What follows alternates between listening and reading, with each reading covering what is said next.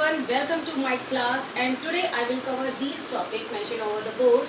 Here study of Ohm's law, material resistivity, we will discuss about resistance, color coding, we will discuss about power. Okay, so related to my last video, connected to my last video, I want to ask some question and you will get the answer in between these topics. Okay, so my questions are, first question, that are all the appliances present in your home obeys Ohm's law? This is my first question. You can note down the question. Okay. Second question is that, is there any appliance present which is having zero resistance? Because resistance is what? Resistance is undesirable quantity. We don't need resistance, but unfortunately each and every appliance are having some kind of resistance. So that is why we must think that any appliance present that is having zero resistance. That means what? Its conductivity is infinite. Is it possible? So that will be good for us if you find the answer for this question. Now my third question is related to resistance again, that whether only one kind of resistance is present which you see in your domestic circuit, like in the form of appliance. You know about fan, electric fan, you know about computer, you know about laptop, microwave, refrigerator. These are the devices that works over electricity. So is it possible that these appliances, all these appliances are having same kind of resistance? Is there any change in the resistance, like resistance are present in the form of very small circuit, small form or very minute form? So is it possible? So this is my next question. Afterward, third question. This is question number 3. Third question, are all the circuits present in your house that all circuit obeys Ohm's law? All the appliance obeys Ohm's law. That means in all the appliance, V potential difference is directly proportional to current. Is it so? So this is my third question. Afterward, my last question is related to electric power and electrical energy. We all know that we need the energy in the form of electricity. Okay, means electrical energy. But heat energy is undesirable form except some appliances. Like we need some appliance that is totally based, which is the useful form of the energy in that appliance are only in the form of heat. Like the case of heater, like the case of geyser. Okay, like the case of microwave, we need heat energy as an output. So my question is that energy, that means useful, generally the useful form of energy is electrical energy. So my question is that any appliance, any device is present that is having total 100% energy which is provided by the input, that can convert these 100% energy into the electrical form without any wastage in the form of heat energy. So if you can find these kind of question, you can investigate the question, you can observe the appliances present in your domestic circuit and you can get the answer. And I am sure that you will search for these answers for the questions. Okay, so now let's start the topic Ohm's law. We are doing study here as we have discussed Ohm's law, that the graph is known as IV graph. IV graph means what? First of all, we write the y-axis value and then the x-axis value. So this is y-axis graph. Every time whenever we are naming any graph, that time we must ensure that the quantity over the y-axis should come first. So IV graph, this is an IV graph. If the graph is coming linear in IV, on the basis of Ohm's law, V is proportional to I. So if graph is coming linear, presented by a line, a straight line, then it obeys Ohm's law. But if it varies from its linearity in this way, then this kind of circuit don't obeys the Ohm's law. Okay, so that means what? we will only consider the case of linear graph here. Now we are going to study the IV graph here, that we can find a slope. You know that a straight line is represented by y is equal to mx plus c. Here m is known as slope and c is known as intercept. So we don't need to consider this c, so we will remove it. Y is equal to mx because there is no intercept here. Okay. Now y is equal to mx, we are going to find the slope. Now slope, you read in class 11, slope is equal to y-axis value divided by x-axis value. So what we get the physical quantity by the slope. Slope is equal to, on the y-axis there is a change in current. If we are taking 2 points A and B, हमने ये 2 point consider किए, तो 2 points के correspondence में हमें I की 2 values मिलेंगी और उसी के कोरस्पॉन्डेंस में x एक्सिस पे हमें V की भी 2 वैल्यूज मिलेंगी. इन 2 वैल्यूज के लिए हम डिफरेंस निकाल सकते हैं. What is the potential difference between the 2 values, and we are finding the slope here by taking the triangle. Okay, this one is a triangle formed by the A and B point. So by this triangle we can take the y-axis value and x-axis value, and then we will get the result as delta I over delta V. Now this slope is the reciprocal of resistance, so we can write it as 1 over R. Okay, so that is why we get the resistance value by the reciprocal of slope. So we can find the resistance value as 1 over slope in IV graph. आप हमेशा IV graph draw करना. कुछ books में VI graph भी दिया हुआ है, 10th class में भी कई जगह पर VI ग्राफ दिया हुआ है. IV ग्राफ इसलिए रिक्वायर्ड है because it is the characteristic graph, first thing, and second thing you will use this kind of graph only in semiconductor physics. So that is why you have to go in a same way in electricity as well as in semiconductor physics. So I hope this point is clear to you. R is equal to 1 over slope. So ये जब आप practical करते हो, experiment में है आपका 12th class में Ohm's law की study. So Ohm's law graph study जो आप कर रहे हो, then on the basis of this one resistance we can find by taking the reciprocal of slope. So we will get the resistance value here from here. Is this point is clear?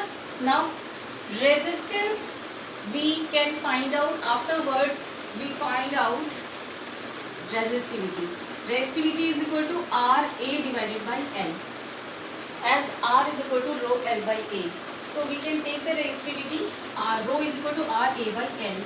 अब इसको हम कैसे निकालते हैं? जो भी हमें wire दिया जाता है उस वायर का हम क्रॉस सेक्शनल एरिया निकालने के लिए आप स्क्रू गेज का यूज़ करोगे, क्योंकि वायर थिन दिया जाता है. तो स्क्रू गेज के यूज़ करने से आप निकाल लोगे कि what is the cross sectional area bye taking the diameter. Diameter निकाल लिया तो पाई आर स्क्वायर करके आप उसका क्रॉस सेक्शनल एरिया निकाल सकते हो. And the length you can take from the metre scale. और एक और मेथड होता है जिसे हम कहते हैं क्लिंकी मेथड. उस मेथड के थ्रू हम यहाँ पर लेंथ निकाल लेते हैं. तो यहाँ रो की वैल्यू आर निकलने के बाद रो की वैल्यू भी निकल आती है. So that means we can find out the resistivity of that particular wire given to us at the time of practical.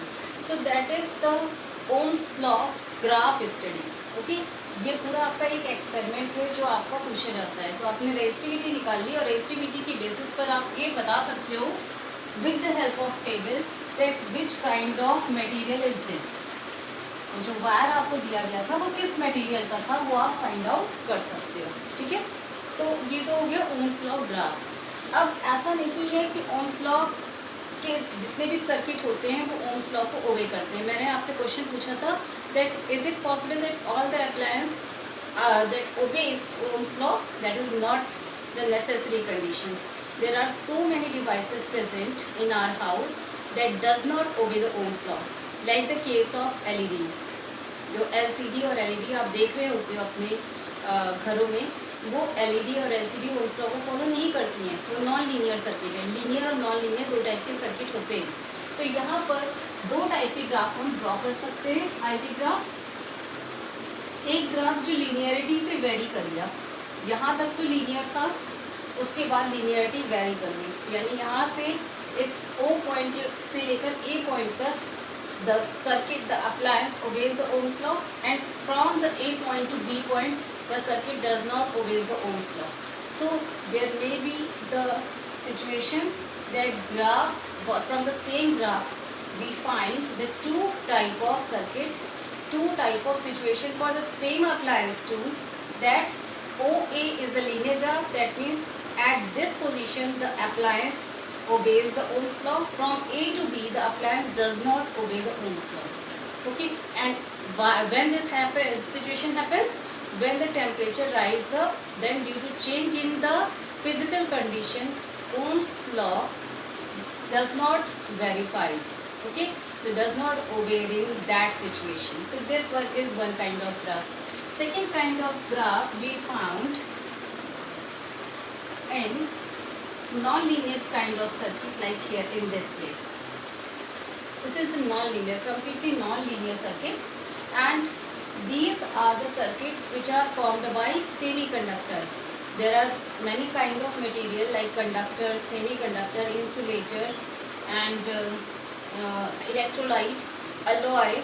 So these are some kind of materials, and here we have drawn this graph on the basis of semiconductor material. Okay, here this is the non-linearity. here यहाँ तक तो आप और approximately आप कह सकते हो कि ग्राफ लीनियर ओबे हो रहा है O से लेकर A तक. A to B यहाँ पर ग्राफ में डिक्रीज हुआ, यानी I की वैल्यू डिक्रीज करना शुरू हो जाएगी after the peak. And from B to C यहाँ पर क्या हो रहा है, डिक्लाइन कर रही है, यानी कि वोल्टेज को आप इंक्रीज कराते जा रहे हो, लेकिन I एक peak point, let this peak point is P, एक पीक पॉइंट पे पहुंचने के बाद I की वैल्यू डिक्लाइन करना शुरू कर देती है. तो इस तरीके की जो सर्किट हमें मिलते हैं ये कई बार हमें सेमीकंडक्टर में मिलते हैं. ठीक है, so here one more thing, एक स्पेसिफिक नेचर इसका तो आपने देख लिया कि यहाँ पर I जो है that is declining in accordance with V. Voltage के इंक्रीज होने पर I डिक्लाइन कर रहा है, डिक्रीज हो रहा है. यहाँ पर O से लेकर P तक का I इंक्रीज हो रहा था. तो एक तो ये सिचुएशन हो गई. दूसरी सिचुएशन ये भी है कि for the same value of I, यहाँ पर I की एक ही वैल्यू है, we are getting the two values of potential difference और voltage V1 and V2. That means what? We will get the same value of current for the two values of potential difference across the circuit, across the appliance, semiconductor appliance. So means what? It is again showing the variation from the Ohm's law. Okay. So that means here in this situation Ohm's law does not follow. So this one is the second specific nature which shows that Ohm's law may be disobeyed. Okay, that was my question. I am giving you here the answers and variety of answers. So I hope that you got the point here. What I am saying, that we can get the two values of potential difference for the same value of current, or in other word, in other sentence we can say that for the two potential difference value we are getting the same value of current. Okay, so that is the specific nature of this graph which we will get it in semiconductor physics. Afterward come to the next point, like आपको ये पता है कि अगर आपने एक circuit में resistance apply किया है और बैटरी लगा दी, बैटरी का पॉजिटिव टर्मिनल और बैटरी का negative terminal, this one is the resistance. So जो करंट फ्लो करेगी वो यहाँ पॉजिटिव टर्मिनल से स्टार्ट होकर के नेगेटिव टर्मिनल पे जाएगी. एक्चुअल में आपको पता है कि current does not flow, actual is there is a flow of electrons, free electrons. So आप जब ये पॉजिटिव टर्मिनल को रिवर्स कर दो, that means what, now in place of this battery we are using the reverse battery. उसी battery को disconnect करके इन पॉइंट्स के बीच में हमने यहाँ पर ये बैटरी लगा दी. इसी बैटरी का reverse means negative is connected here, now the positive is connected. This one is A point, this one is B point. पहले ए पॉइंट पॉजिटिव था, बी पॉइंट नेगेटिव था. अब क्या हो गया है, ए पॉइंट नेगेटिव हो गया, बी पॉइंट पॉजिटिव हो गया. तो इन दो सिचुएशन में आपको सेम टाइप का ग्राफ नहीं मिलेगा ओम्स लॉ में. यानी ओम्स लॉ का ग्राफ अब जब ड्रॉ करोगे तो फर्स्ट सिचुएशन में अगर आपको ग्राफ ऐसा मिल रहा था तो ये श्योर है इस सेकेंड सिचुएशन में सेम लीनियर ग्राफ नहीं मिलेगा, ठीक है। तो that means what, if we will reverse the polarity of a battery we will not get the same Ohm's law graph. So this one again is the one specific nature that shows the limitation of Ohm's law. So these are the three conditions कि एक ही appliance, पहली condition में आपको एक रिकैप्चुलेशन दे देती हूँ। यहाँ पर पहली कंडीशन में क्या था कि कोई भी जो ओमिक सर्किट होगा, ओमिक अप्लायंस होगा, वो एक पर्टिकुलर सिचुएशन तो ओम्स लॉ को फॉलो करता है, लेकिन जब हीटिंग इफेक्ट बढ़ जाता है इट में very from the linearity graph. This is the first situation. Second situation, बहुत सारे ऐसे सर्किट हैं जिनको हम सेमीकंडक्टर सर्किट कहते हैं and that does not obey the Ohm's law. This is the non linear graph. So the graph which is non linear, that graphs are known as non-Ohmic graph. And the third type of situation is that when we are reversing the polarity of a battery or a source which we are applying to a circuit, then in that condition what will happen, we will not get the same Ohm's law graph. Okay, so these are the study of Ohm's law and I hope these points are clear to you. Now come to next point. उसमें से भी कोई query हो अगर आपकी तो आप पूछ सकते हो। आपको मैंने एक क्वेश्चन का आंसर दिया, मैंने आपसे पूछा था कि सारे अप्लायंस ओम्स लॉ को फॉलो करते हैं आपके घर में, तो ऐसा नहीं है, ठीक है। Next one, second point is material resistivity, ठीक है, मटेरियल रेजिस्टिविटी। तो मेरा एक और क्वेश्चन था कि आप क्या सारे टाइप के मटेरियल जो होते हैं वो ओम्स लॉ को फॉलो करते हैं? तो ऐसा नहीं है। आपको मैंने जब इससे पहले एक वीडियो दिखाया था तो उस वीडियो में मैंने आपको बताया था कि कंडक्टर के लिए तो आप ऐसे लिख देते हो, rho is equal to rho naught 1 plus alpha delta T, this is for conductor. और सेमी कंडक्टर के लिए वही वैल्यू चेंज हो जाती है, 1 minus alpha delta T, this is for semiconductor ऐसे। तो कंडक्टर के लिए प्लस है यानी रेजिस्टिविटी टेम्परेचर के इंक्रीज होने पर इंक्रीज हो रही है, और सेमी कंडक्टर के लिए यही रेजिस्टिविटी डिक्रीज हो रही है। मीन्स क्या है इसका, if we are using a television for longer hour, so that time if that television is LED और LCD, LED light emitting diodes and LCD liquid crystal display. तो अगर हम वो टेलीविज़न यूज़ कर रहे हैं तो उस केस में उसकी वर्किंग, उसकी में जो चार्जेस की मोबिलिटी है वो इंक्रीज़ कर जाएगी और रेजिस्टिविटी कम हो जाएगी, ठीक है। आपको रेजिस्टिविटी का फॉर्मूला, बेसिक एटॉमिक स्ट्रक्चर वाला फॉर्मूला याद है, m/n(E²) टाउ, ये फॉर्मूला है। तो अब आप इस फॉर्मूले को देखो, मैंने ये फॉर्मूला कहाँ से बताया, R is equal to Ohm's law का जो लास्ट रिजल्ट आया था n(E²) टाउ है। बेटा आपने तो मेहनत करनी है, आपको तो ये सारे फॉर्मूले आप माइंड में होने चाहिए, ठीक है। इसी में से हमने रो का ये रिजल्ट निकाला था। तो एटॉमिक टर्म में रेजिस्टिविटी का फॉर्मूला ये है, इसमें m क्या होता है, mass of electron free charge particle, n is the number density, number density क्या होती है, number per unit volume, E is the electronic charge and tau is the relaxation time. I discussed about relaxation time. तो इन सब में accordance में देखो तो resistivity in atomic terms पे डिपेंड कर रही है, और ये एटॉमिक टर्म कहीं ना कहीं कुछ टर्म्स ऐसे हैं जो टेम्परेचर पर डिपेंड करते हैं, like the case of this tau. Mass तो चेंज नहीं होगा टेम्परेचर की बेसिस पर, इलेक्ट्रॉनिक चार्ज भी चेंज नहीं होगा।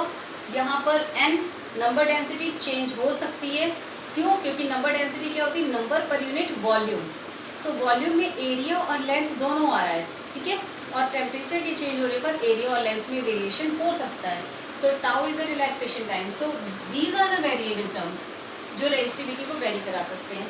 अगर कंडक्टर के केस में देखते हैं, then the resistivity increases with increasing temperature, while in the case of semiconductor we see that conductivity increases, that means resistivity decreases. यहाँ पे क्या आ रहा है, rho is equal to rho naught 1 minus alpha delta T. तो minus है, इसका मतलब टेम्परेचर जब ये वैल्यू बढ़ेगी तो ओवरऑल वैल्यू कम हो जाएगी। तो अगर कम हो रही है तो इसका मीनिंग क्या है कि कहीं ना कहीं यहाँ पर एटॉमिक टर्म में वेरिएशन हुआ है। Got it now. अब यहाँ पर देखो, आपने एक फॉर्मूला पढ़ा था VD divided by E that is equal to mu, this is called mobility. पढ़ा था आपने ये फॉर्मूला। अब इस फॉर्मूले के बेसिस पर अगर सोचो तो टेम्परेचर के बढ़ने पर वेलोसिटी बढ़ जानी चाहिए। अगर हम टेम्परेचर बढ़ा रहे हैं या अपने आप बढ़ रहा है due to Joule's law of heating, ज़्यादा देर के लिए जब डिवाइस यूज़ की जाती है तो क्या होता है, टेम्परेचर राइज अप करना शुरू कर देता है।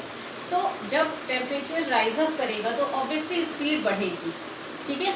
जो पार्टिकल्स हैं, जो इलेक्ट्रॉन्स हैं, free electrons, that will move with a high speed because of the rise in temperature in both cases, चाहे वो कंडक्टर हो चाहे वो सेमी कंडक्टर हो, सभी केस में एक नॉर्मल सिचुएशन है। ये मैकेनिक्स की सिचुएशन है कि अगर टेम्परेचर बढ़ेगा, थर्मोडायनेमिक्स की भी सिचुएशन है कि अगर टेम्परेचर बढ़ रहा है तो उस सिचुएशन में स्पीड बढ़नी चाहिए। अब स्पीड बढ़ेगी तो कोलाइजन टाइम क्या होगा, कोलाइजन टाइम कम हो जाएगा। समझ रहे हो क्यों? आप डेफिनेशन को रिकॉल करो। That definition is what, relaxation time is the time in between the two consecutive collision. तो यहाँ पर अगर कोलाइजन जो होगा वो फास्ट हो जाएगा, नंबर ऑफ कोलाइजन स्पीड बढ़ने पर फास्ट हो जा रहे हैं। अगर फास्ट हो जा रहे हैं नंबर ऑफ कोलाइजन तो कोलाइजन के बीच में जो रिलैक्सेशन टाइम था वो क्या हो जा रहा है, कम हो जा रहा है। अगर ये कम हो जा रहा है रिलैक्सेशन टाइम तो उसके बेसिस पे रेजिस्टिविटी इंक्रीज कर जा रही है। अब ये रिलैक्सेशन टाइम तो कम हो रहा है, नंबर डेंसिटी उतनी तेज़ी से इंक्रीज नहीं हो रही है। अब देखो नंबर डेंसिटी क्या होती है, नंबर पर यूनिट वॉल्यूम या number per unit area and length, आप ऐसे ही लिखोगे। अब यहाँ पर वॉल्यूम में वेरिएशन क्यों नहीं हो पाएगा, अगर लेंथ बढ़ेगी तो कोरिस्पॉन्डिंग एरिया तो डिक्रीज हो जा रहा है। एक ही मटेरियल है, मैंने आपको एक लास्ट क्लास में भी एग्जांपल बताया था कि अगर आप एक वायर को स्ट्रेच करोगे तो क्या हो रहा है, उसका क्रॉस सेक्शनल एरिया कम हो रहा है, उसका लेंथ बढ़ रहा है। अगर आप लेंथ को कम श्रिंक कराओगे वायर को, वैसे तो ऐसा पॉसिबल नहीं होता, अगर आप श्रिंक की सिचुएशन सोचो तो क्या होगा कि एरिया बढ़ जाएगा। तो यही सिचुएशन अगर आप देखो तो अगर लेंथ बढ़ रही है तो एरिया कम हो रहा है, एरिया बढ़ रहा है तो लेंथ कम हो जा रही है, यानी कि वॉल्यूम ओवरऑल कांस्टेंट बना हुआ है। अगर ये वॉल्यूम कांस्टेंट बना हुआ है तो नंबर ऑफ इलेक्ट्रॉन्स तो कहीं से भी बढ़ने नहीं है। These are what, these are the free charge particle, free electrons. और फ्री इलेक्ट्रॉन्स आपको अगर एक कॉपर मटेरियल दे दिया गया है तो केवल 2 ही फ्री इलेक्ट्रॉन होते हैं एक एटम में। So if there are only 2 electrons तो we can not get more electron by slight change in the temperature. So that is why you can say there is no change in number density. So if number density does not change then resistivity totally depends on relaxation time. इस बात को समझ रहे हो, atomic level पे बहुत important है। And if you are missing this term you are missing the answers of some logical based questions and that are very important. So remember this thing here कि अभी हम कंडक्टर की बात कर रहे हैं तो कंडक्टर के केस में टेम्परेचर के बढ़ने पर स्पीड बढ़ जाएगी। न क्या हो रहा है कि टेम्परेचर बढ़ रहा है तो स्पीड बढ़ रही है, स्पीड बढ़ने से नंबर ऑफ कोलाइजन्स बढ़ जाएंगे। आप वो कौन सी पिक्चर आपको इस समय माइंड में रखनी है, जो मैंने आपको मैकेनिज्म की पिक्चर बताई थी in part 1 of current electricity. तो वहाँ पर क्या हो रहा था कि इलेक्ट्रॉन्स फ्लो कर रहे हैं और जैसे ही टेम्परेचर बढ़ेगा वहाँ पे क्या होगा कि इलेक्ट्रॉन की स्पीड बढ़ेगी तो कोलाइजन बढ़ जाएगा, कोलाइजन बढ़ेगा तो रिलैक्सेशन टाइम कम हो जाएगा, रिलैक्सेशन टाइम कम होगा according to this formula, relaxation time कम होगा तो रेजिस्टिविटी बढ़ जाएगी because there is no change in number density. बाकी 2 टर्म तो ऑलरेडी कांस्टेंट थे, मैंने आपको बताया मास और इलेक्ट्रॉनिक चार्ज तो ऑलरेडी कांस्टेंट है, ये तो वेरी कर ही नहीं सकते। किसी भी बॉडी का आप 40 किलो के हो तो 40 किलो ही रहेगा, ठीक है। चाहे आप टेम्परेचर, चाहे गर्मी आ जाए चाहे ठंडा आ जाए, आपका वेट जो है वो समर या विंटर में चेंज नहीं होगा। तो यहाँ पर क्या है कि दैट नंबर डेंसिटी और टाउ रिलैक्सेशन टाइम, यही 2 ऐसे टर्म्स हैं जो चेंज हो सकते हैं। तो उनमें से केवल टाउ अभी चेंज हो रहा है। In the case of conductor there is no change in number density, that is why resistivity totally depends on relaxation time. So relaxation time decreases, that is why resistivity increases, and that is why this formula is verified first thing in the case of conductor. So keep it in your mind that with increase in temperature there is an increase in resistivity of a conductor body.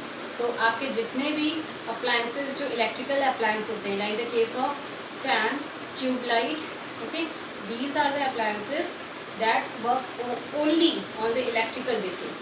So that is why these appliances obey this one. That means their resistivity increases. वहाँ पे conductor केवल लगा हुआ होता है।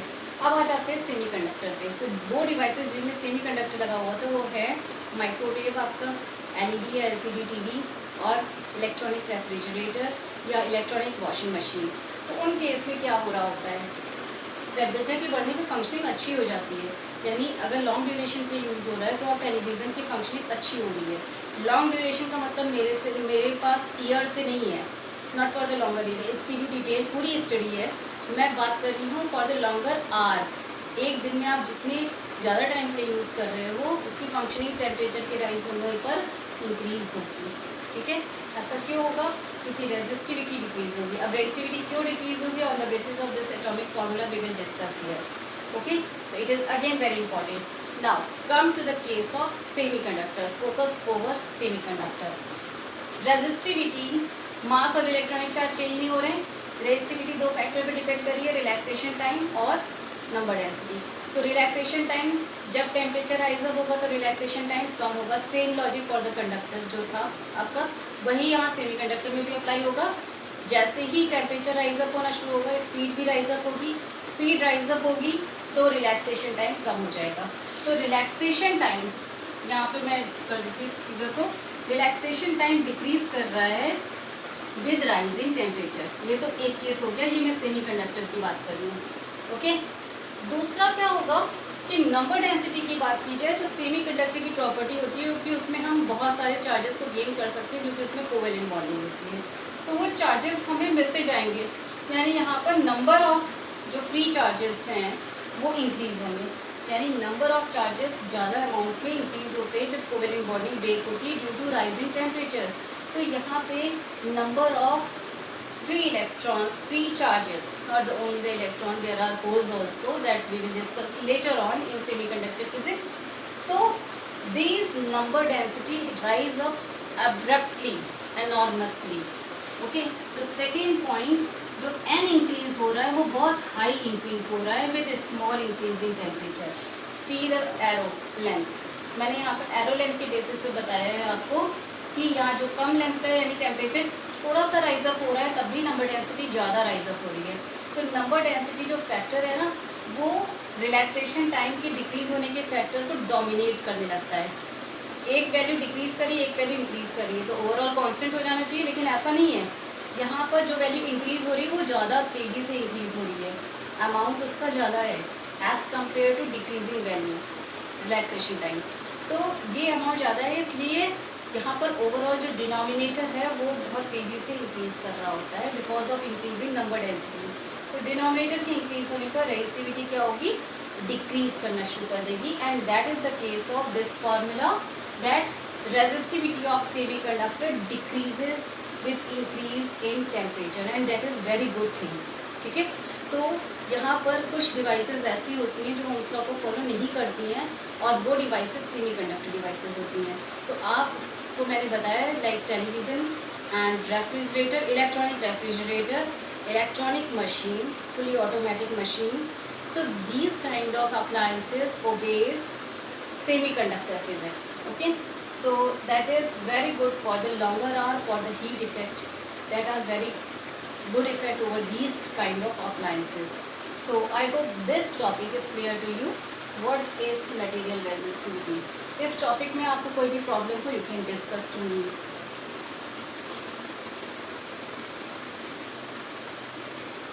Now come to third one, resistance color coding.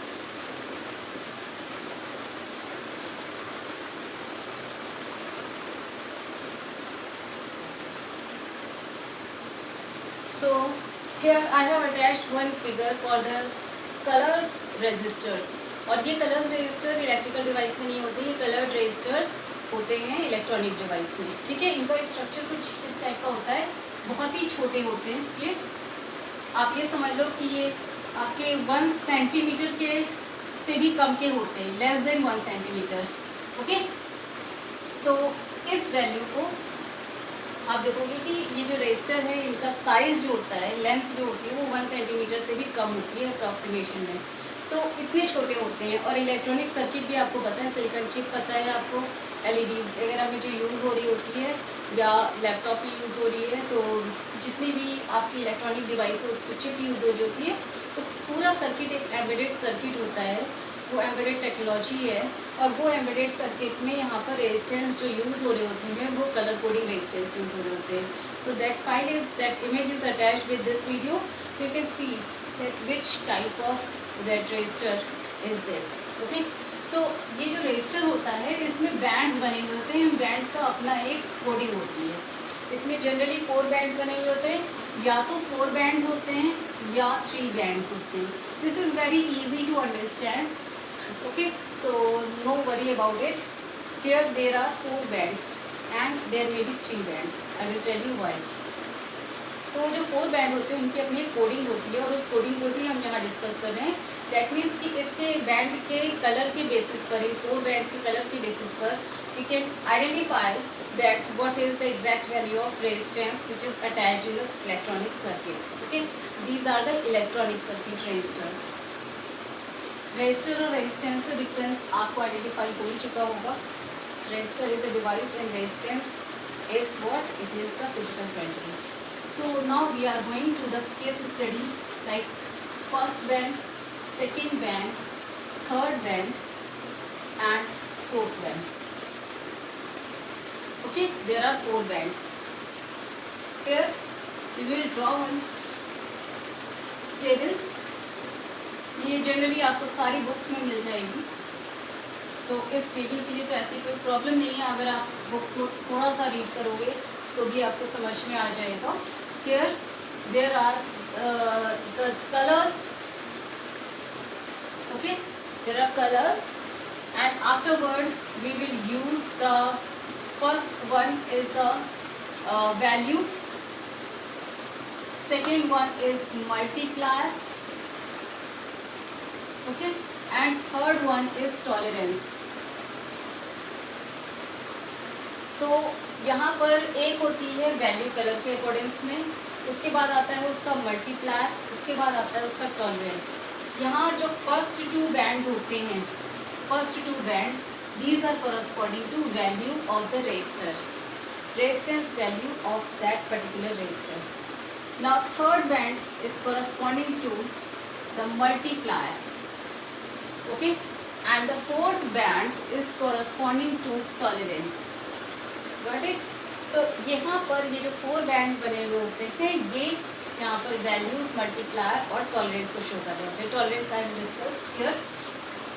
First of all B Roy, BBROY Roy, Great Britain, very good wife.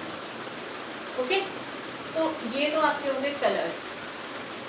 So these colours, यहाँ जो ये कलर शुरू होते हैं BB Roy, इसको लर्न करने का तरीका है BBROY Roy, this one. Great Britain, G for great, B for Britain, V for very, G for good, W for wife. Okay, BB Roy, Great Britain, very good wife. ये learn करने का sequence, learn करने का एक method है. So here the values are for the B. अब यहाँ पर B है क्या? डार्केस्ट कलर से स्टार्ट होकर के लाइटेस्ट कलर तक जाता है. तो अभी तक कलर्स के बारे में तो आप बहुत कुछ पढ़ चुके हो. Darkest colour is black. So black, then brown, then here it is red, orange, yellow, green, blue. Here it is black, brown, and this one is blue. There are 3 B's here. Remember this, we are going from darkest color to lightest color. तो darkest black है, उसके बाद brown आता है, और यहाँ पर blue आएगा. V for violet, G for grey. Here it is grey. This one G is green, this one is grey. Okay, W is white. Okay, I'm again repeating the sequence. B black, brown, red, orange, yellow, green, blue, violet, grey, white. So these are the sequence in the means darkest color to lightest color order. So the value of black is 0, 1, 2, 3, 4, 5, 6, 7, 8, 9. 9 तक की values होती हैं, ये 0 से start होती हैं. Overall there are 10 colours. You can count it 1, 2, 3, 4, 5, 6, 7, 8, 9, 10. Okay, तो 0 से लेकर 9 तक की नंबरिंग हो गई इसकी. मल्टीप्लायर क्या होता है? जो थर्ड बैंड है वो वहाँ पर उसकी वैल्यू कैसे आएगी, मल्टीप्लायर के फॉर्म में। मल्टीप्लायर लगता कितना है, 10 के में जो भी वैल्यू दी होगी उतना के मल्टीप्लायर लग जाता है। 10 to the power 0, then 10 to the power 1, 2, 3, 4, 5, 6, 7, 8, 9।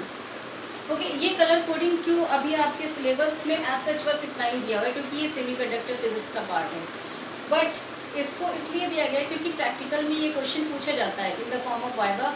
आपको कलर्स दे दिए जाएंगे, आपसे पूछा जाएगा, तो ये और प्लस आपके एमसीक्यूज में भी ये क्वेश्चंस आते हैं, आपको कलर को डिकोड करना होता है, तो you can do it on the basis of this table and it is very easy.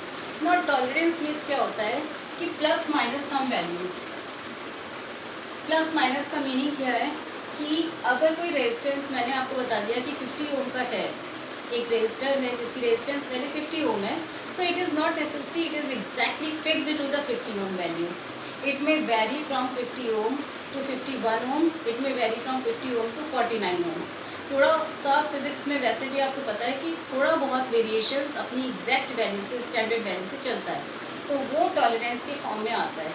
तो यानी फोर्थ बैंड शो कर रहा होता है कि इस रेजिस्टेंस की टॉलरेंस कितनी है, इसको ये कितना करंट को टॉलरेट कर सकता है अपनी एग्जैक्ट वैल्यू से, कितना अप जा सकता है, कितना डाउन जा सकता है। जैसे कि आपका जो इलेक्ट्रिकल सर्किट, जो हाउस होल्ड सर्किट होता है, आपको पता है कि 220 वोल्ट की सप्लाई लाइन आ रही होती है, लेकिन ये 220 वोल्ट की सप्लाई लाइन के बीच में एक बैंड है, ये एक वैल्यू जो है एक बैंड के बीच में है। वो बैंड क्या है, उसकी लोअर वैल्यू है 200 और अपर वैल्यू है 240। यानी कि अगर फ्लक्चुएशन होता है डोमेस्टिक सर्किट में तो 220 से लोअर जा सकता है 200 तक, 220 से अपर जा सकता है 240 तक, इतनी इसकी टॉलरेंस पावर है। यानी ये जो डोमेस्टिक सर्किट है वो 220 के 20 नीचे और 20 ऊपर अपने आप को टॉलरेट कर सकता है। इसके ऊपर अगर जाएगा तो there may be a problem in the form of shock. Okay, so here we are getting this one. तो टॉलरेंस मीन्स व्हाट, कि अपनी एग्जैक्ट वैल्यू से कितना मैक्सिमम और कितना मिनिमम करंट को टॉलरेट कर सकता है। So that is corresponding to the tolerance power of resistor. And this tolerance, after this one you can write, first one is gold, then silver, then no colour. अब आपको पता चला कि मैंने फोर्थ बैंड के लिए क्यों बोला था कि किसी किसी रेजिस्टर में केवल 3 बैंड होते, अगर नो कलर है तो फोर्थ बैंड का कोई कलर नहीं, यानी कि उस समय आपको केवल 3 बैंड्स ही दिखाई दे रहे होंगे। तो that is why no colour situation को भी हम यहाँ कंसिडर करते हैं। तो फर्स्ट कलर, फोर्थ बैंड का कलर कौन कौन सा हो सकता है, आइदर गोल्ड और सिल्वर और no colour. So for gold it has tolerance of 5%, सबसे कम टॉलरेंस होती है गोल्ड के लिए। सिल्वर के लिए होती है 10% टॉलरेंस एंड नो कलर के लिए होती है 20%। सो डबल आप वैल्यूज़ यहाँ पर पुट करते जाओगे, 5 डबल इज 10, 10 डबल इज 20। तो ये these are the tolerance. I told it what is tolerance. Here we can find out on the basis of the colour of fourth band. Okay, now take one example and then we can find out we can apply the value of this table. So here only I am doing, okay, one resistor is given to you and this resistor is having 4 band. The first band is of red color, the second band is of brown color, B for brown here, the third band is of blue color, this is brown, and this one is blue, and fourth band is silver color. तो ये आपको colours दिए, अब आपको value निकालनी है और इसकी टॉलरेंस बतानी है। तो कैसे निकालेंगे यहाँ पर, red and brown. First of all red, this one having the value 2, तो फर्स्ट बैंड और सेकेंड बैंड वैल्यू को शो कर रहा होता है, this is 2 and second band is for brown color, so brown is 1, so this is 21। ये दो colour से वैल्यू आ गई। थर्ड बैंड जो होगा वो मल्टीप्लायर को शो कर रहा है, तो third band colour is blue है दिस वन। मैंने आपको बताया था darkest colour to lightest colour, so blue is corresponding to 6, यानी मल्टीप्लायर कितना हो जाएगा 10 to the power 6। Afterward silver is having that is 10% tolerance, so we will 21 तो आपको कितने परसेंट निकालना है, प्लस माइनस में, टॉलरेंस प्लस में भी आएगी माइनस में भी, it is a band, okay, as I have given you the example of power supply in domestic circuit. So plus minus कितने परसेंट है, 10% ऑफ व्हाट, किस वैल्यू का 10% है, ये इस वैल्यू का 10% है, 10% ऑफ 21 10⁻⁶। अब आप इसकी पूरी एग्जैक्ट वैल्यू निकाल सकते हो, कैसे निकलेगी, 21 इंटू 10⁻⁶ प्लस इसका 10% का मतलब हो गया 10 डिवाइडेड बाई 100, तो 1/10 बचा, एंड 10⁻⁶, दैट मीन्स 21 इंटू 10⁵, ठीक है। ये वैल्यू प्लस और माइनस में है, इतनी वैल्यू, तो इसको आप 10⁻⁶ में अगर रखना चाहो तो हो जाएगी 2.1 10⁻⁶, that means for 21 plus minus 2.1 into 10⁻⁶।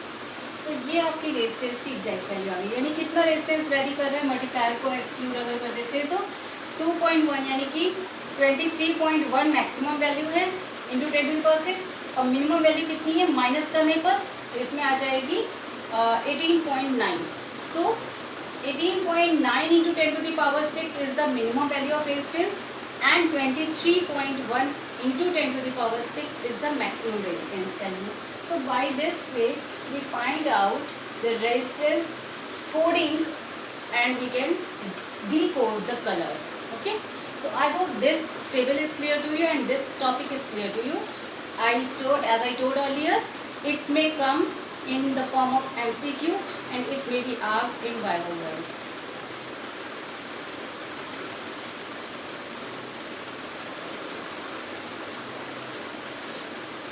तो नॉर्मल रेजिस्टेंस जो मेरा क्वेश्चन था, नॉर्मल रेजिस्टेंस के अलावा कुछ ऐसे रेजिस्टेंस भी प्रेजेंट होते हैं जो एम्बेडेड सर्किट में यूज होते हैं, that are the coding resistance, जो बहुत स्मॉल साइज के होते हैं, as I told you less than 1 centimetre diameter और लेंथ, ओके।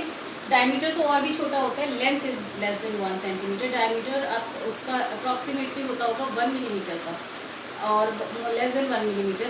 आप किसी भी अपना होम में अगर कोई भी आपका एक बोर्ड रखा हुआ हो जिसे हम इलेक्ट्रॉनिक बोर्ड कहते हैं, कोई वेस्ट इलेक्ट्रॉनिक प्रोडक्ट है, उसमें से आप इलेक्ट्रॉनिक बोर्ड देख सकते हो स्क्रू को खोल करके, तो you can get that resistance and you can find that colours are given there in that resistance and that is very small in size as I told you. So here come to the next one, that is power and Joule's law of heating.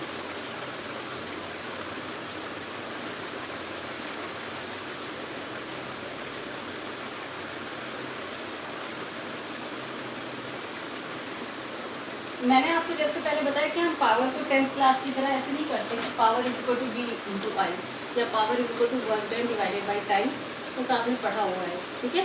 हम जब 12th class पे करते हैं तो उसमें method क्या होता है, first of all we derive anything and afterward we give the statement, we give the last formula, okay. So we derive the formula, so we are getting here like I am taking the simple circuit, this one is a resistance and this one is the electrical supply, okay. This is electric that means electric voltage applied, this is known as EMF, ठीक है। अभी इसके बारे में भी आपको cell के topic में मैं इसके बारे में भी डिस्कस करूँगी। यहाँ पर इलेक्ट्रिक फील्ड अप्लाई हुई है in the form of EMF, EMF is a kind of potential difference, this one is T, this one is resistance, यहाँ पर इसके अक्रॉस पोटेंशियल डिफरेंस जो अप्लाई हुआ है वो V अप्लाई हुआ है, और इसकी डिटेल V और E में क्या रिलेशन होता है वो सारी डिटेल हम पढ़ेंगे सेल टॉपिक पे, ठीक है। तो अभी यहाँ पर जो ये सिंपल सर्किट बना हुआ है, तो आउटपुट जो होगा वो दिस इज V, तो potential difference across the resistor है, and what is input, input is the battery electrical energy provided to the resistor. तो मैं इस फॉर्म में लिख सकती हूँ इसे कि जो मैंने आपसे क्वेश्चन पूछा था कि 100% एफिशिएंट कोई भी डिवाइस नहीं है, उसका आंसर है ये 100% efficient device is not possible. ऐसा कुछ आपने +1 में भी पढ़ा था कार्नोट इंजन में, वो थर्मोडायनेमिक्स से लिंक था। नॉर्मल सिचुएशन में भी कोई भी डिवाइस 100% एफिशिएंट नहीं होती है। मीन्स क्या है इसका कि ये जो बैटरी और सेल है, ये जितनी भी इलेक्ट्रिकल एनर्जी रेजिस्टेंस को प्रोवाइड करता है, ये रेजिस्टेंस उतनी एनर्जी को केवल इलेक्ट्रिकल फॉर्म में यूज़ नहीं करता, इसका कुछ फॉर्म हीट फॉर्म में चला जाता है जिसको हम हीट एनर्जी कहते हैं. So we can write it that energy input जो सेल ने प्रोवाइड की है सर्किट को, cell is the electrical source of energy. और मैंने आपको बताया था अपने लास्ट वीडियो में कि और भी सोर्सेज हैं इलेक्ट्रिकल एनर्जी के, you can see that. So total input energy provided by the cell is E input. बाद में मैं इसे ई इन लिखूंगी, ठीक है. E input is equal to E output plus heat. H here is heat energy. ये जो heat energy है यहाँ जूल्स लॉ से लिंक है, और जूल्स लॉ आपको पता ही है, 10th क्लास में आपने पढ़ा था. H is equal to I square R T होता है, जिसमें जो करंट होती है that is the total dependent factor over the temperature. Okay, temperature के राइज अप होने पर करंट में वेरिएशन होता है. तो यहाँ पर ये हीट फॉर्म में, इसका मतलब 100% एफिशिएंट डिवाइस तो नहीं है, हमें तो सिर्फ ये चाहिए इलेक्ट्रिकल आउटपुट, ठीक है. लेकिन हमें इलेक्ट्रिकल आउटपुट के साथ में हीट भी मिलती है. Like the case of bulb, electric bulb अगर आप लेते हो तो इलेक्ट्रिक बल्ब CFL में क्यों कन्वर्ट हुए हैं? क्योंकि CFL जो है वो उसमें हीट इफेक्ट कम है, तो वो ज़्यादा एफिशिएंट होगा. तो हमें एफिशिएंट डिवाइस चाहिए, ठीक है. सो हियर तब भी हमें 100% एफिशिएंट डिवाइस नहीं मिल पाती है, तो E out plus H heat energy. कुछ डिवाइसेस में हमारे पास ये यूजफुल, मैं इसको कहूँगी useful form. This one is the useful form of energy and this one is the waste form of energy. तो ये तो वेस्ट फॉर्म हो गया हीट एनर्जी, और ये यूजफुल फॉर्म हो गया electrical energy. This is called electrical energy जो डिवाइस को मिल रही है. Got it? ये वेस्ट एनर्जी है. कुछ डिवाइसेस ऐसी हैं जिसमें हीट एनर्जी यूजफुल फॉर्म की हो जाती है, जैसे कि माइक्रोवेव ओवन, गीज़र, हीटर. ये सारी डिवाइसेस कैसी होती है जिसमें हीट एनर्जी हमें चाहिए. तो heat energy is the useful form and electrical energy obviously होगी ही होगी, तो वो हमें नहीं चाहिए होती है. सच हमें आउटपुट में हीट एनर्जी चाहिए. So this is overall equation जो इनपुट एनर्जी और आउटपुट एनर्जी का है. Got it? अब आप यहाँ पर ये देखो कि ये जो 100% एफिशिएंट डिवाइस पॉसिबल नहीं है, तो हम इस पावर को निकालने के लिए क्या करते हैं? सबसे पहले कि काइनेटिक एनर्जी, टोटल एनर्जी जो होती है, ये जो टोटल एनर्जी है दैट डेल्टा, मैं अभी एनर्जी फॉर्म में लिख रही हूँ. Total energy is equal to क्या होना चाहिए? Kinetic energy plus potential energy. वो कहाँ से आ गई? काइनेटिक एनर्जी, ये पोटेंशियल एनर्जी को मैं यू फॉर्म में लिख देती हूँ, जो आपने अभी इलेक्ट्रोस्टैटिक में यूज़ किया था. तो काइनेटिक एनर्जी जो इलेक्ट्रॉन के मोशन से लिंक है, और पोटेंशियल एनर्जी जो उसमें एक्सिबिट हो रही है, स्टोर हो रही है, ठीक है, रेजिस्टेंस में, जो हीट फॉर्म में बाद में कन्वर्ट हो जाएगी. तो यहाँ पर इस तरीके से है कि एनर्जी जो होगी वो काइनेटिक एनर्जी और पोटेंशियल एनर्जी फॉर्म में होगी. अब यहाँ पर जो चेंज हम लिखते हैं, तो change in total energy that should be equal to change in kinetic energy plus change in potential energy, ऐसा होना चाहिए. अब law of conservation of energy obey हो रहा है, and according to law of conservation of energy, energy can neither be created nor be destroyed, it can be converted from one form to other form. तो energy constant होती है. अगर energy constant है तो change इन energy, total energy कितना होना चाहिए? If E is constant, then delta E should be equal to 0. ये पॉइंट क्लियर है? ठीक है, समझ में आया क्या हुआ? अगर एनर्जी कांस्टेंट होती है, law of conservation of energy ये कहता है, तो चेंज इन एनर्जी क्या होगी? Change in energy should be 0. तो इस इक्वेशन में चेंज इन एनर्जी 0 हो गया, तो हम यहाँ पर कह सकते हैं that delta of kinetic energy that should be equal to delta of with minus sign delta of potential energy होगा. अब kinetic energy can never be negative, that you know. Kinetic energy हमेशा पॉजिटिव फॉर्म में होती है, और potential energy store form में जब होती है तो वो नेगेटिव होती है, माइनस में होती है. तो यहाँ पर क्या होगा कि आप इसका माइनस साइन हटा देंगे मॉड लगा करके. अगर आप यहाँ मॉड लगाते हो तो it is equal to delta U. This is delta of kinetic energy होगा. डेल्टा यू क्या है? Change in potential energy. तो चेंज इन पोटेंशियल एनर्जी किसके कोरेस्पोंडेंस में होगा? आपने बेसिक फार्मूला पढ़ा है कि electric potential difference that should be equal to potential energy divided by charge. ठीक है, अगर क्यू चार्ज फ्लो कर रहे थे सर्किट में, तो change in potential energy Q charge multiplied by change in potential होना चाहिए। आप इसको ऐसे लिख दोगे Q multiplied by delta V, that is change in kinetic energy. Have you got this point? Change in kinetic energy equal to change in potential energy and which should be equal to Q into delta V। अब देखो Q into delta V जो लिखा हुआ है ये, और यहाँ पे डेल्टा ऑफ काइनेटिक एनर्जी लिखा है, आपने +1 में, क्योंकि ये सारी जो इंटरनल कंडक्टर के अंदर जो चल रहा है वो क्या है, मैकेनिक्स है।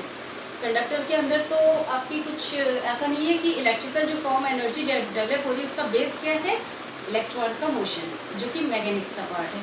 तो मैकेनिक्स के अकॉर्डिंग्स में वर्क एनर्जी थ्योरम ये कहती है, आपका यहाँ पे कंजर्वेटिव फोर्स भी है, electrical force is conservative force, electrical energy है, कंजर्व फॉर्म ऑफ एनर्जी है।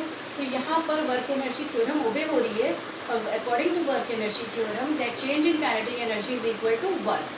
सो we can write it W is equal to Q into delta V। Are you getting my point?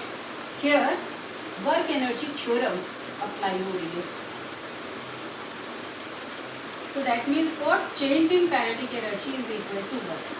जितना इलेक्ट्रॉन जो move कर रहा है उस काइनेटिक एनर्जी में जो भी चेंज हो रहा है, इलेक्ट्रॉन पहले मूव करता है फिर स्टॉप होता है, फिर नेक्स्ट इलेक्ट्रॉन मूव करता है फिर स्टॉप होता है, फिर नेक्स्ट इलेक्ट्रॉन मूव करता है। ये आपने मैकेनिक्स में मैंने आपको बताया था किस तरीके से इलेक्ट्रॉन अंदर कंडक्टर के अंदर मूव कर रहे होते हैं। So here that this change in kinetic energy that should be equal to work. Now we can divide this value with time. Okay, तो अगर हम इस वैल्यू को टाइम से डिवाइड कर रहे हैं तो हमें ये क्या मिलेगा, work divided by time. And work divided by time को हम मैकेनिक्स के अकॉर्डिंग्स में कहते हैं कि पावर। तो पावर यहाँ पर आ गई Q divided by T into delta V। अब डेल्टा V अगर हम लिख रहे हैं तो अप्रॉक्सीमेशन में इसे हम V के फॉर्म में, जिसमें मैं V को बता रही हूँ, that is the potential difference. ये डेल्टा V भी पोटेंशियल डिफरेंस है। फॉर्मूले को इजी फॉर्म में, सिंपल फॉर्म में लाने के लिए अगर हम V को ही इंट्रोड्यूस केवल कर रहे हैं कि V इज पोटेंशियल डिफरेंस, तो हम यहाँ लिख सकते हैं Q by T is I into V, that is power is equal to VI। यहाँ पर एज सच ऐसी कोई प्रॉब्लम नहीं है, आप डेल्टा V इंटू I भी लिख सकते हैं, और डेल्टा V पोटेंशियल डिफरेंस को शो कर रहा है, ठीक है। लेकिन आप यहाँ पे VI लिखोगे तो ये आपका नॉन फॉर्मूला जो अभी तक आपको ईजिली रिकॉल है, आप ईजिली इसको यूज़ करते हो, ठीक है। So P is equal to VI and this is equal to I square R and this is equal to V square over R। ये कहाँ से आया है ये आपको पता ही है, ओम्स लॉ से आया है। V is equal to IR को आप कन्वर्ट करते जाओगे तो आपको ये 3 फॉर्मूले मिलेंगे, और ये तीनों फॉर्मूले पावर के लिए हैं। So power is this one, okay. And where I have discuss the Joule's law of heating. तो जो हीटिंग इफेक्ट हो रहा होता है डिवाइस में वो H यानी हीट एनर्जी के फॉर्म में आता है, that is I square R into T, which totally depends on temperature, and temperature rises because of the internal motion of electron inside the conductor body. So I hope that all these 4 topics are now clear to you, and thank you for today, and next time we will come with the next topic of the same unit